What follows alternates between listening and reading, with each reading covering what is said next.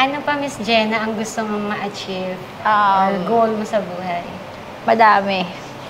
Sobrang dami. Gusto ko ng maraming matulungan in terms of yung paligid ko, dad ko, mother ko, kapatid ko, yung mga anak ko. Gusto ko makatulong sa maraming tao. Gusto ko maka-inspire ng maraming babae na it's never too late to change and to transform. Kasi yun din yung magiging message ng brand ko yung transformation. Na from this to this. Hindi ka... That's the Hello Eve. Yes. Ano ba yung mission or vision ng Hello Eve? 100% transformation. 1% better every day. Gusto ko sanang ma-influence yung mga babae na someday meron tayong patutunguhan.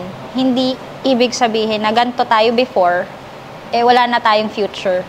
Like me, na parang dati, basura lang talaga yung life ko. Ngayon, at least meron na akong goals, aspirations, and gusto ko maka-inspire ng mga... It's more on woman empowerment pala yung brand na yan. Girl power. Girl power. Yes. Na marami magagawa ang babae. Na hindi ka lang sa bahay. Hindi lang tayo sa bahay. So, ibig sabihin, parang yung Hello Eve is more on, parang kung eto ka ngayon, meron kang mararating and pwede kang mag-glow up. Yes. Yun yung... It's more cosmetics ba yan? Yes. Ang bala ko dito is lalagyan ko rin ng drinks. Kaso syempre, ano pa natin yung mga plans. Glow up. Kasi ang laki ng sinexy mo ngayon. Kasi like before nang nakita tayo, parang medyo chubby. Medyo chubby pa ako noon. Pero ngayon talaga 2 months ago, yes. Nag-lose ako ng 13 pounds for this brand. Pero maglo-lose pa ako, mga 10 pounds pa. So, ayun.